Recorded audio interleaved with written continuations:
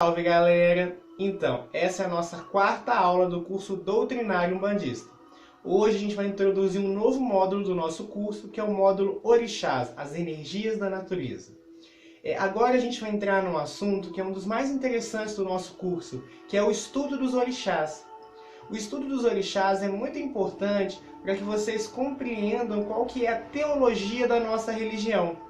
Muitas pessoas lá fora acreditam que a Umbanda é uma religião bagunçada, sem nenhum dilema, sem nenhuma regra, sem nenhuma crença específica. Teve até um juiz, há pouco tempo atrás, que determinou que a Umbanda e o Candomblé não seriam religiões.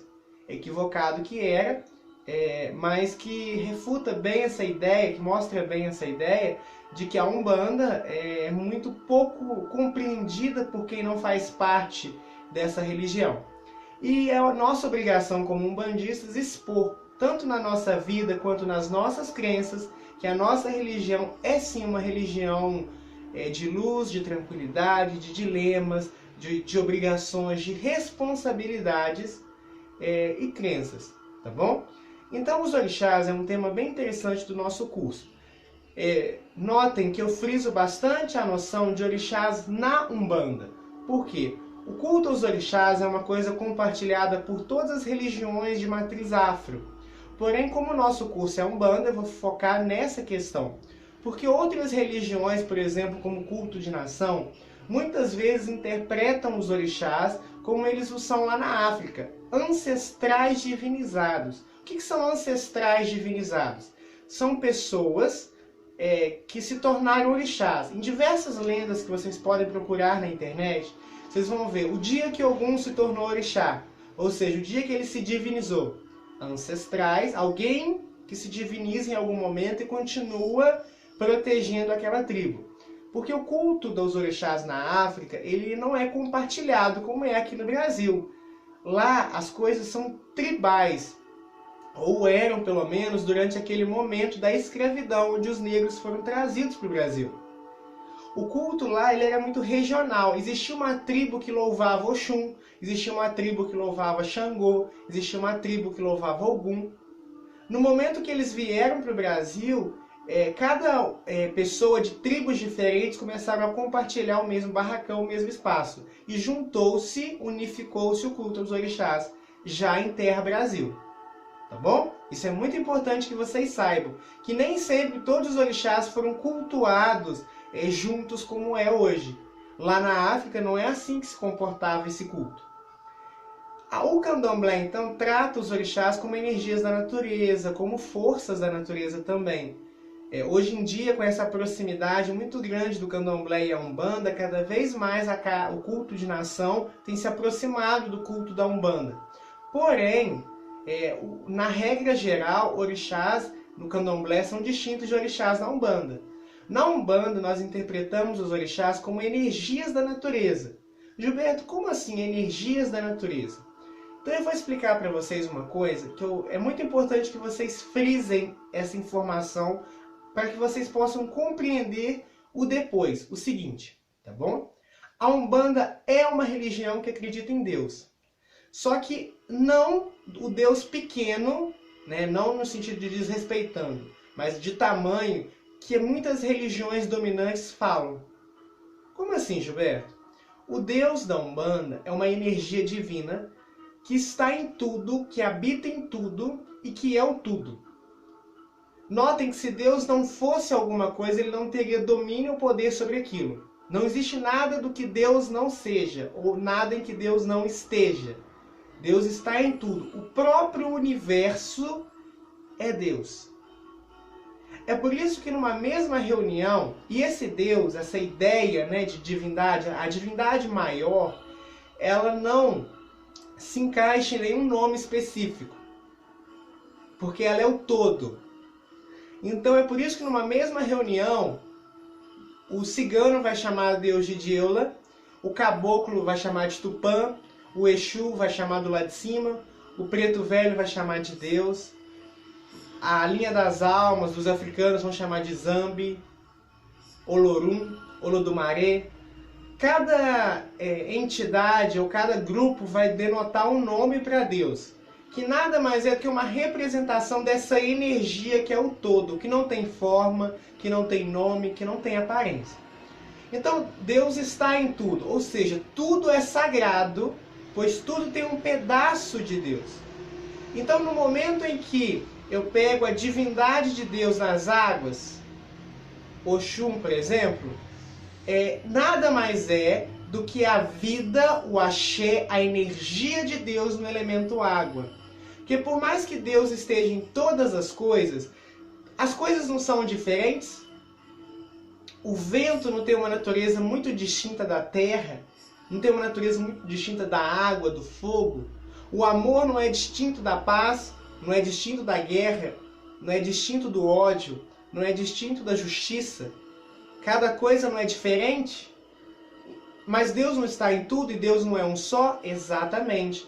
Então, os orixás seriam as manifestações de Deus. Ah, Gilberto, agora é que eu entendi menos ainda. Então vamos pegar a luz. Entendam que a luz fosse Deus. A luz é branca. Só existe uma tonalidade de luz, a luz branca. No momento que a luz passa pelo prisma ou pelas gotas de chuva, como acontece no caso do arco-íris, ela se subdivide em 7 frações do espectro visível. O vermelho, que é o mais baixo, ao violeta, que é o mais elevado, não é assim? E no momento que eu junto essas 7 cores, eu não tenho de novo o branco? É exatamente isso. Os orixás seriam esses momentos onde eu fatoro Deus, onde eu pego um pedaço da divindade e dou um nome para ela. Entendam que até aqui, imagina que o prisma é a minha mão. No momento que está até aqui, não é branco. Chegou aqui, não dividiu, e aqui voltou de novo a ser branco. Nesse espaço que eu dividi as cores, eu tenho os orixás. O vermelho, o laranja, o amarelo, o verde, o azul, o índigo e o violeta. Seriam as manifestações dos orixás. Entendem? É como se eu separasse por um minuto uma energia divina. Isso são os orixás. São energias divinas. São as manifestações de Deus na criação. Muitos pais de santos passam isso para os seus alunos dizendo o seguinte, que os orixás são os mensageiros do homem até Deus. Não é assim? Por quê? Porque Deus atua no plano físico através da ação dos orixás. É por isso, gente, que muitas pessoas não conseguem compreender. Se vocês prestarem atenção, é uma conceituação muito abstrata de tudo. Mas é muito importante que vocês entendam isso para que vocês possam entender o daqui para frente. Então, orixás são energias da natureza. É a própria vida das coisas. Por exemplo, nós temos Osai, que é o orixá das plantas, que nada mais é do que a seiva das plantas, a própria vida, o axé das plantas, é Osai. Osai não é um homem que veste folhas, Osai é a própria vida das folhas. Oxum não é uma mulher que mora na cachoeira, ela é a própria energia da cachoeira, da água doce. Iemanjá não mora no mar, ela é o próprio mar, ela é a própria energia do mar. É a vida, é a ação de Deus nas águas. Por isso que os orixás são divinos, porque eles são pedaços de Deus. Entendem? Então, gente, é por isso que nós, como umbandistas, temos que sacralizar todas as coisas. É por isso que quando a gente entra nas matas, a gente pede licença, saúda Oxóssis, Osai. É por isso que quando a gente entra no mar, a gente saúda Iemanjá. Por isso, quando a gente vai na cachoeira, a gente saúda Oxum. O que é saudar um orixá? É reconhecer o divino naqueles elementos. Quando eu tomo um banho de descarrego, ou faço um chá, ou me alimento com alguma erva, nada mais é do que eu estou fazendo do que trabalhando com Osai. E eu preciso reconhecer aquilo sagrado naquele ato. Entendem? Isso são orixás, energias da natureza. Na Umbanda, orixá não incorpora, tá, gente? Uma energia não tem como incorporar, né? No Candomblé é todo um processo diferente que não cabe nos nossos estudos. Quem quiser eu até respondo isso posteriormente, mas por hora eu quero que vocês entendam que na Umbanda não se incorpora orixás, se incorpora falangeiros dos orixás. O que são falangeiros dos orixás? São espíritos que atuam baixa frequência daquele orixá. Então, por exemplo, eu vou ter uma Mãe Maria. Uma Mãe Maria é uma preta velha que trabalha na frequência de Oxum. Entendem? Não é Oxum que vai incorporar, é uma preta velha que trabalha com essa energia de Oxum, do amor, da beleza, da sensualidade, né? Do amor, geralmente do amor próprio, do amor ao mundo, que vai trabalhar. Ou em outros casos, por exemplo, um elemental do orixá. Quando vem uma Oxum no terreiro, não é a grande Oxum, esse orixá Oxum, é um elemental de Oxum, um ser muito próximo, mas um espírito, quem incorpora são espíritos, muito próximo à energia de Oxum e que a representa e que vem atuar no terreiro, tá bom? Uma outra coisa, cada orixá tem uma série de elementos que são associados a ele. Por exemplo, Ogum, que é o orixá que é associado à guerra, que tem como metal o ferro, que tem como cristal a granada, que tem como cor o vermelho ou azul escuro. Esses elementos, o que são, Gilberto? São o que nós chamamos de correspondência energética. Nos planos que eu citei, por exemplo, a energia Ogum, nós chamamos de Ogum quando orixá. Quando ela se manifesta no plano dos minerais, é o ferro. O ferro tem similaridades energéticas com Ogum. A granada no plano dos cristais tem similaridade energética com Ogum. O vermelho e o azul escuro tem similaridades energéticas com Ogum. Entendem? Por isso que eu somo esses elementos no altar de Ogum. Ou seja, pela lei da atração, esses elementos vão atrair o axé. Lembrando que axé é a palavra que nós determinamos para a energia de Ogum naquele espaço. Isso é muito importante que vocês entendam, tá bom, galera? Isso é os orixás na Umbanda, energias da natureza. Os orixás, eles não são propriedades da Umbanda.